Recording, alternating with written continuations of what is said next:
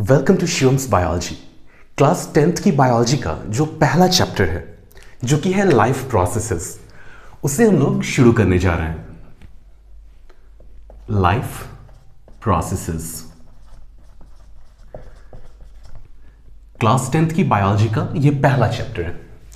चलिए सबसे पहले ये जानते हैं कि लाइफ का मतलब क्या है और फिर प्रोसेसेस का मतलब क्या है, और फिर दोनों को मिलाकर देखेंगे कि लाइफ प्रोसेसेस कहते किन्हें हैं।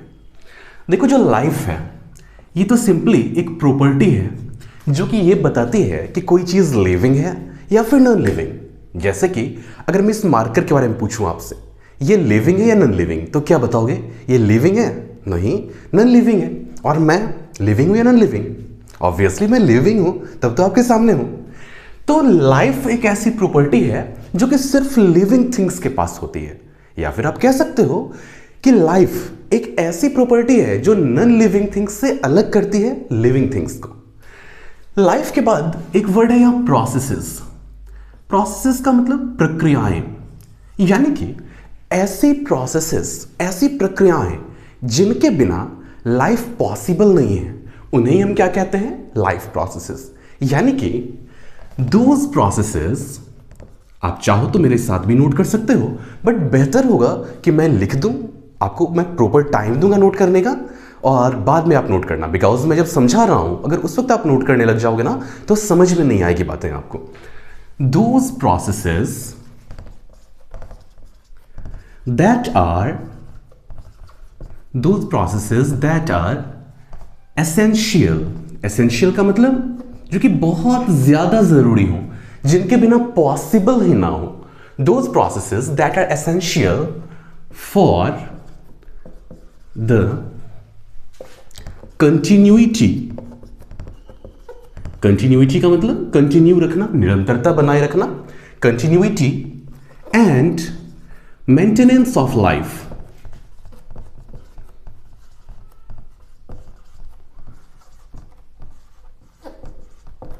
Those processes that are essential for the continuity and maintenance of life are called life processes। यानी कि वो processes जिनके बिना लाइफ ना तो कंटिन्यू रह पाएगी और ना ही लाइफ को मेंटेन किया जा सकेगा, ऐसी प्रोसेसेस को हम क्या कहते हैं? Life processes. अब आप ही बताओ कि ऐसी कौन कौन सी प्रोसेसेस चल रही हैं आपकी बॉडी में जिनके बिना ये पॉसिबल ना हो कि आप जिंदा रह सको, या फिर किन प्रोसेसेस के बिना किसी भी ऑर्गेनिज्म का जिंदा रह पाना पॉसिबल नहीं होगा। सोचो, मैं आपको टाइम देता हूं। आपने सही सोचा। चलो, आपने जो सोचा वो मैं यहां लिखता हूं। सबसे पहले एक प्रोसेस है जिसका नाम है न्यूट्रिशन। खाओगे नहीं तो जिंदा कैसे रहोगे भाई? तो न्यूट्रिशन एक प्रोसेस है जिसके बिना जिंदा रह पाना पॉसिबल बिल्कुल भी नहीं है। न्यूट्रिशन के बाद एक दूसरा प्रोसेस आता है जो कि है रेस्पायरेशन। सांस लेते हो क्या? बिल्कुल ले रहे हो सांस। Respiration, nutrition, respiration. पता है आपको, न्यूट्रिशन से आप फूड लेते हो, बट अगर फूड लेकर पचाकर उसको पेट में रख दो या फिर सेल्स तक भेज भी दो, लेकिन वहां उसका यूज करके एनर्जी निकाला ही ना जाए उससे, तो क्या आपको एनर्जी मिलेगी? ऑब्वियसली नहीं मिलेगी। तो देखो, न्यूट्रिशन के बाद जो प्रोसेस है रेस्पायरेशन का, वहां हम करते क्या है? न्यूट्रिशन से जो न्यूट्रिएंट्स ऑब्टेन करते हैं उनसे एनर्जी निकालते हैं रेस्पायरेशन के प्रोसेस में। आप बोलोगे रेस्पायरेशन में तो बस सांस लेते हैं, तो फिर एनर्जी कहां से निकली? बिल्कुल, सांस जो लेते हैं, ऑक्सीजन जो हमारे सेल्स के अंदर पहुंचता है, वहां ऑक्सीजन का यूज करता है कौन? माइटोकॉन्ड्रिया। और माइटोकॉन्ड्रिया क्या करता है? फिर वहां एनर्जी यानी कि एटीपी प्रोड्यूस करता है। कैसे करता है बहुत डिटेल में जानेंगे आगे। देखो, न्यूट्रिशन रेस्पिरेशन के अलावा एक और बहुत इंपॉर्टेंट प्रोसेस है जो कि है ट्रांसपोर्टेशन। क्या है? ट्रांसपोर्टेशन। बॉडी में जो भी चीजें हैं उन चीजों को यहां से वहां, वहां से यहां लाना जाना पड़ता है, बहुत ज्यादा आवश्यक होता है। जैसे कि मान लो आपने सांस लिया, ऑक्सीजन आपके लंग्स तक तो पहुंच गया, बट अगर ऑक्सीजन को सेल्स तक ना पहुंचाया जाए तो काम होगा क्या? ऑब्वियसली नहीं होगा। या फिर आपने जो खाना खाया डाइजेस्ट हो गया, वो आपके इंटेस्टाइन में है, बट अगर इंटेस्टाइन से न्यूट्रिएंट्स को सेल्स तक ना पहुंचाया जाए तो प्रॉब्लम हो जाएगी। या फिर सेल्स के अंदर जो वेस्ट मटेरियल्स बने, जिनका कि काम नहीं है, जो कि हार्मफुल है आपकी बॉडी के लिए, अगर उन्हें सारे सेल्स से इकट्ठा करके बॉडी के बाहर ना पहुंचाया जाए तो प्रॉब्लम हो जाएगी ना। बिल्कुल। तो इन सारी चीजों को एक जगह से दूसरी जगह ले जाने के लिए जो प्रोसेस रिस्पॉन्सिबल होता है वो कौन सा है? ट्रांसपोर्टेशन। और इसके बाद एक और प्रोसेस है जो कि कौन सा है भाई, आप बताना। बिल्कुल, एक्सक्रीशन। कौन सा प्रोसेस है? एक्सक्रीशन। एक्सक्रीशन का मतलब क्या होता है?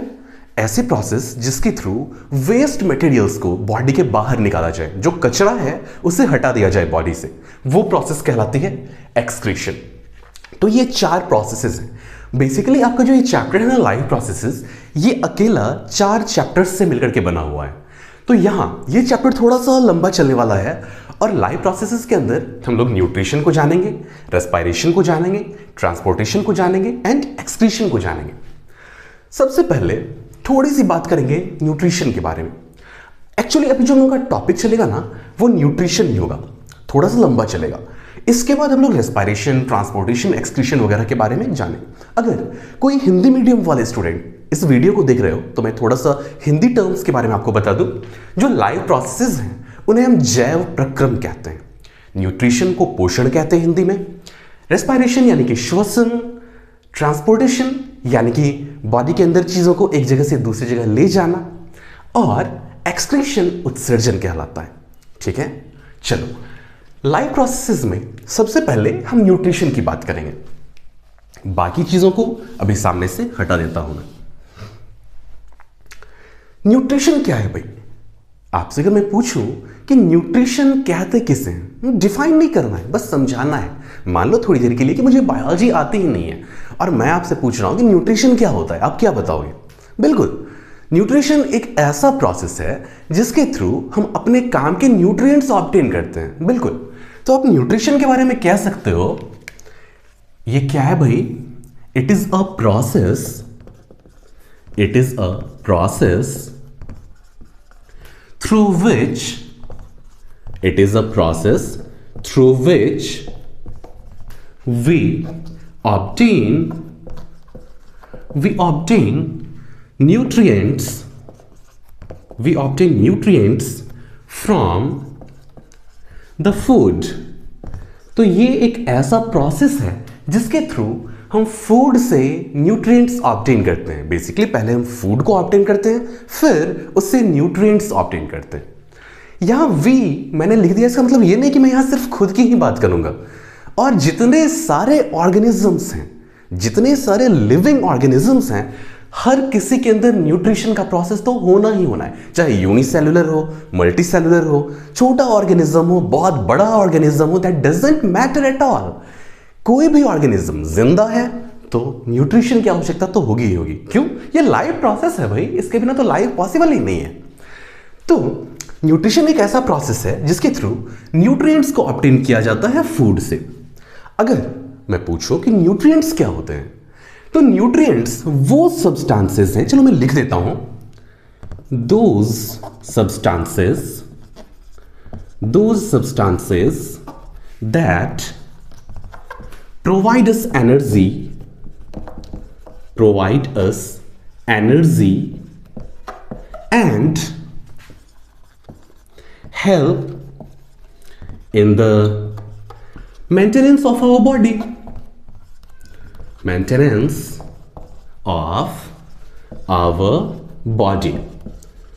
तो न्यूट्रिएंट्स क्या है भाई? वो सब्सटेंसेस हैं न्यूट्रिएंट्स जो कि हमें एनर्जी प्रोवाइड करते हैं और हमारे बॉडी के मेंटेनेंस में हमारी सहायता करते हैं। जस्ट फॉर एग्जांपल मान लेते हैं कि एक बिल्ली ने मुझे यहां स्क्रैच लगा दिया, खरोंच आ गया। अच्छा, क्या वो स्क्रैच हमेशा हमेशा के लिए रह जाएगा? नहीं ना। मान लो किसी का एक्सीडेंट हो गया, छोटा सा घाव हो गया, तो क्या वो हमेशा रह जाता है? नहीं ना, वो हील कर जाता है भाई, वो सही हो जाता है। तो कैसे सही हो जाता है? वो मटेरियल कहां से आ गया? बिल्कुल, उसने जो फूड खाया उसमें जो न्यूट्रिएंट्स थे, उन्हीं न्यूट्रिएंट्स ने उस हीलिंग प्रोसेस को वहां पर किया। तो न्यूट्रिएंट्स क्या है भाई?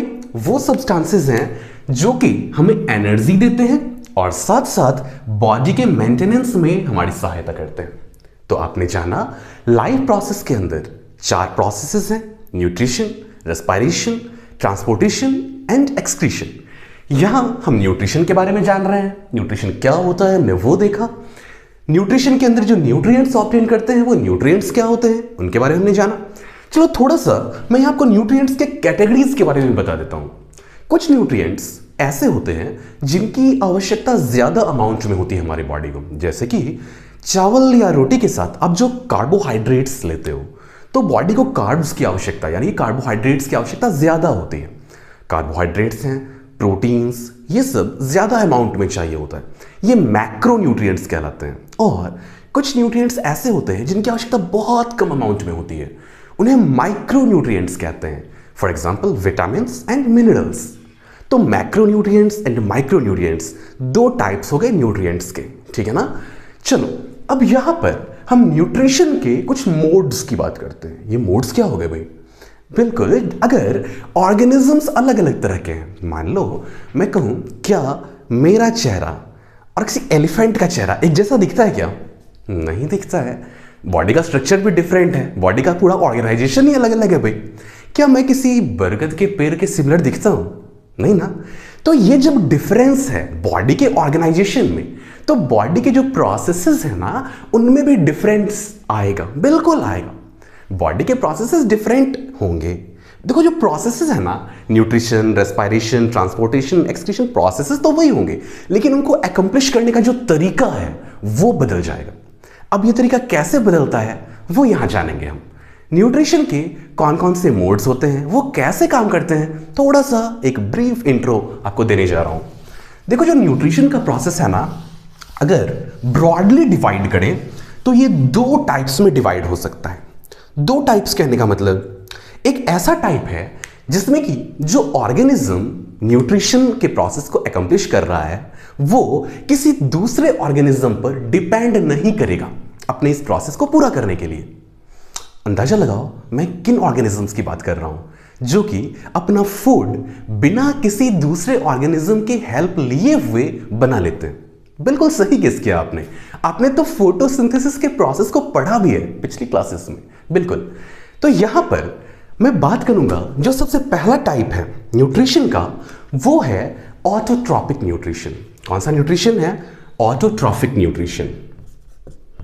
Autotrophic nutrition.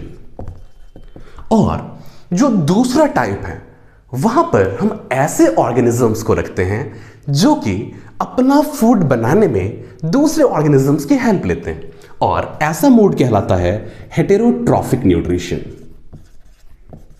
Autotrophic and heterotrophic nutrition. Autotrophic का एग्जांपल प्लांट्स वगैरह, और हेटेरोट्रॉफिक में आ जाएंगे हम लोग बिकॉज हम लोग फूड के लिए दूसरे ऑर्गेनिजम्स पर डिपेंड करते हैं। नहीं, आप बोलोगे कि मैं फूड खुद से बना लेता हूं, मम्मी फूड नहीं बनाती मैं खुद से बना लेता हूं, तो मैं तो ऑटोट्रॉफिक में चला गया। नहीं, बिल्कुल नहीं। बिकॉज फूड जो सब्सटेंस है, आप चावल खा रहे हो, आप दाल खा रहे हो, या फिर आप कोई नॉन वेज सोर्स से फूड ऑब्टेन कर रहे हो, तो कहीं ना कहीं आप किसी ना किसी ऑर्गेनिज्म पर डिपेंड कर रहे हो फूड के लिए। मान लो कोई बंदा कहता है कि मैं तो सिर्फ नॉन वेज ही खाता हूं, तो मैं तो प्लांट्स पे ऑब्टेन नहीं, मैं तो प्लांट्स पे डिपेंड नहीं कर रहा हूं फूड ऑब्टेन करने के लिए। सोचो अगर वो जिस एनिमल को खा रहा है फूड के रूप में, उस एनिमल ने फूड कहां से लिया था? प्लांट से लिया था। तो बेसिकली जो भी हेटेरोट्रॉफिक ऑर्गेनिजम्स हैं वो डिपेंड करते हैं ऑटोट्रॉफिक ऑर्गेनिजम्स पर अपने फूड के लिए। तो ऑटोट्रॉफिक मोड ऑफ न्यूट्रिशन क्या है? सबसे पहले इसे हम लोग डिफाइन कर लेते हैं। ये एक ऐसा मोड है न्यूट्रिशन का, it is the mode of nutrition, it is the mode of nutrition in which the organism prepares its food without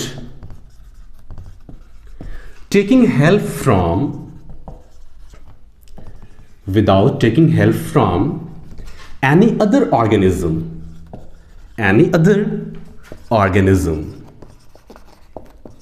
तो ये एक ऐसा मोड है न्यूट्रिशन का जिसमें कि कोई भी ऑर्गेनिज्म अपना फूड बनाने के लिए दूसरे ऑर्गेनिज्म पर डिपेंड नहीं करता है। क्या कभी ऐसा हुआ है कि कोई आम का पेड़ आपके घर आया और बोला कि भाई मुझे मोमोज बनाकर खिला दो? होता है क्या ऐसा? नहीं होता है। तो कोई भी ऐसा ऑर्गेनिज्म जो कि अपना फूड बिना किसी दूसरे ऑर्गेनिज्म का हेल्प लिए हुए बना ले, वैसे ऑर्गेनिजम्स को हम कहेंगे ऑटोट्रॉफिक ऑर्गेनिजम्स। और न्यूट्रिशन का वो मोड कहलाएगा क्या? Autotrophic nutrition. एग्जांपल्स यहां पर मैं बात कर सकता हूं किसकी? प्लांट्स की। किसकी बात करूंगा? यहां प्लांट्स की बात कर सकता हूं।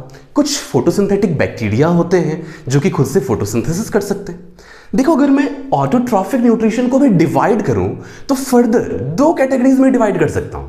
आप बोलोगे कि सर कितना डिवाइड कर रहे हो आप? लाइफ प्रोसेसेस के 4 टाइप, फिर न्यूट्रिशन के 2 टाइप, फिर ऑटोट्रॉफिक के सब टाइप्स। भाई कंफ्यूज नहीं होना है, समझ कर चलना है आराम से। देखो, ऑटोट्रॉफिक न्यूट्रिशन जो है ना, ये 2 टाइप्स के होते हैं। एक है फोटो ऑटोट्रॉफिक और दूसरा है chemo autotrophic. Photo autotrophic and chemo autotrophic. Photo means light and chemo means chemical.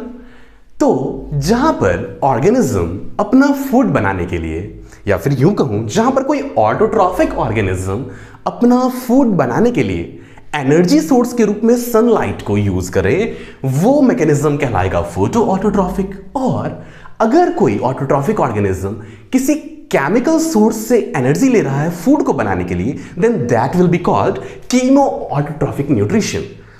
आप तो गेस कर चुके होंगे कि फोटो ऑटोट्रॉफिक के एग्जांपल्स हो गए क्या? प्लांट्स। और अगर मैं कीमो ऑटोट्रॉफिक की बात करूं तो कुछ बैक्टीरिया वगैरह ऐसे होते हैं जैसे कि आयरन सल्फर बैक्टीरिया। ये क्या करते हैं? किसी केमिकल कंपाउंड के बॉन्ड को तोड़ते हैं और वहां से जो एनर्जी रिलीज होती है उसका यूज करते हैं फूड बनाने में। बट ये अभी आपके सिलेबस का हिस्सा बिल्कुल भी नहीं है। तो हम लोग फोकस करेंगे कहां? फोटो ऑटोट्रॉफिक न्यूट्रिशन पर, जो कि प्लांट्स में होते हैं। और वहां हम लोग किस प्रोसेस को जानेंगे? वो है फोटोसिंथेसिस। तो आज हमने जो कुछ भी पढ़ा, अगर उसे मैं ब्रीफली एक बार रिकैप कर दूं, लाइफ प्रोसेसेस क्या होता है हमने ये जाना, कितने टाइप्स के होते हैं लाइफ प्रोसेसेस ये देखा हमने, और लाइफ प्रोसेसेस के अंदर न्यूट्रिशन को जाना, न्यूट्रिशन के टाइप्स को देखा, और ऑटोट्रॉफिक न्यूट्रिशन के बारे में थोड़ा सा जाना। आप बताना कमेंट्स में कि आपको बातें समझ में आई या नहीं। कोई कंफ्यूजन हो तो जरूर पूछना। Thank you.